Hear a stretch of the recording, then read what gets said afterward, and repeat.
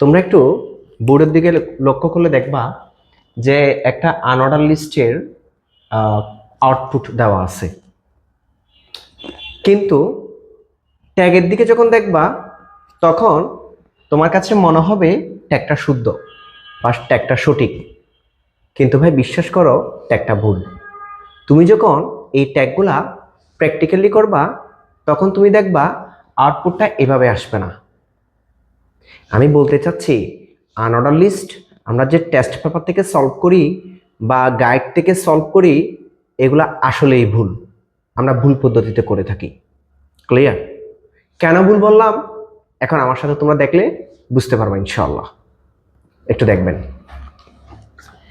প্রথম কথা, তুমি আগে কোডটা দেখো ঠিক নাকি ভুল। তোমার মনেই বলবে যে ঠিক, কিন্তু আমি বলতেছি কি এটা ঠিক নয়। দেখেন এখানে তিনটা সিম্বল বা তিনটা প্রতীকের তিনটা কন্টেন্ট দেওয়া আছে, একটা হচ্ছে HTML, একটা হচ্ছে CSS, একটা হচ্ছে জাভা। তিনটা কিন্তু তিন ধরনের প্রতীক, একটা হচ্ছে ডিস্ক, একটা হচ্ছে সার্কেল, একটা হচ্ছে স্কোয়ার। যে আনঅর্ডার লিস্ট হচ্ছে কি দ্বারা হয়, প্রতীক দ্বারা হয়, সেজন্য প্রতীক দ্বারাই দেওয়া আছে। এখন দেখেন এগুলো তো ভাই সবগুলো HTML করে লিখতে হবে বডি অবধি, ঠিক না? UL type equal disc list HTML list tag শেষ। দেখেন আনঅর্ডার লিস্ট ট্যাগ শুরু করছি, আনঅর্ডার লিস্ট ট্যাগ শেষ করছি। দ্যাটস মিন আমি বুঝাইতে চাচ্ছি এই HTML এর জন্য একবার আনঅর্ডার লিস্ট ট্যাগ শুরু করছি এবং একবার আনঅর্ডার লিস্ট ট্যাগ শেষ করছি। আরেকটা আনঅর্ডার লিস্ট ট্যাগ শুরু করলাম সার্কেল, দেন লিস্ট দিয়ে আমরা CSS লিখলাম এবং আনঅর্ডার লিস্ট ট্যাগ শেষ করলাম। তাহলে CSS এর জন্য একবার করলাম, ঠিক না? এরপরে আবার unordered list type equal square, এই যে স্কয়ার দ্বারা দেওয়া আছে কি দেওয়া আছে, জাভা দেওয়া আছে। লিস্ট ট্যাগ শুরু করছি, লিস্ট ট্যাগ শেষ করছি, আনঅর্ডার লিস্ট ট্যাগ শুরু করলাম এবং শেষ করলাম।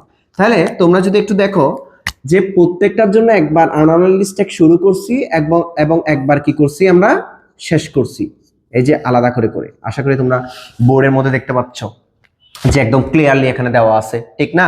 কিন্তু ভাই দেখো এটা তোমার টেস্ট পেপারেও দেওয়া আছে, আমার কথা না, তুমি বই খুলে দেখো, এটা তোমার টেস্ট পেপারেও দেওয়া আছে এবং তোমার গাইড বইও দেওয়া আছে এভাবে।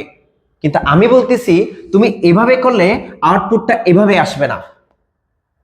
তুমি যখন এভাবে করবা আউটপুটটা এভাবে আসবে না। তাহলে আসবেটা কিভাবে একটু দেখো, আউটপুটটা কিভাবে আসবে। তখন আউটপুটটা আসবে এভাবে যে আমি এখানে রেড মার্ক ইউজ করতেছি, রেড মার্কার ইউজ করতেছি একটাই কারণ, সেটা হচ্ছে তোমরা যাতে লেখাগুলো বুঝো। কেমন? এদিকে দেখো এখানে আসবে এভাবে, এই যে HTML, এরপরে হচ্ছে CSS, এরপরে দেখো জাভা। আচ্ছা এটা এবং এটার মধ্যে তফাৎ কি? এই যে মাঝখানের স্পেসগুলা, মাঝখানের কিগুলা স্পেসগুলা এরকম স্পেস দিয়ে চলে আসবে।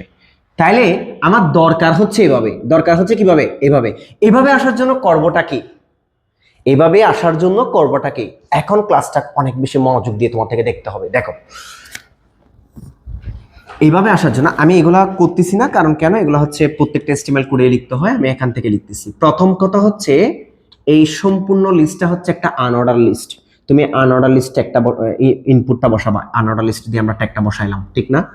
এরপরে লিস্ট টাইপ ইকুয়াল প্রথম লিস্ট আমার কি আকারে, ডিস্ক আকারে, এই যে ডিস্ক আকারে লিখছি। আমার কন্টেন্টটা কি, HTML, কন্টেন্টটা কি HTML। এরপরে লিস্টটা কি করছি, শেষ করছি। ক্লিয়ার?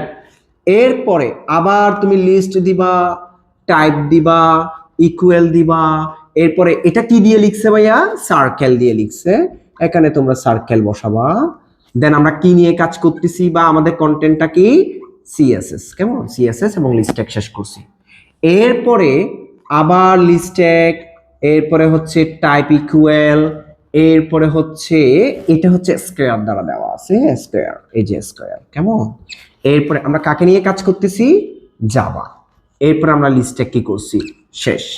UL ট্যাগ কি করছি, শেষ। তোমার বাসায় তো একটা অ্যান্ড্রয়েড ফোন তো আছে, ওই ফোনের মধ্যে তুমি HTML কোডটা এভাবেও করে দেখবা, এভাবেও করে দেখবা। আমার কথা বিশ্বাস করার দরকার নাই, তুমি প্র্যাকটিক্যালি দেখবা, এভাবে করে দেখবা, দেখবা যে আউটপুটটা এভাবে আসবে, আর এভাবে করে দেখবা 100% আউটপুটটা এভাবে আসবে।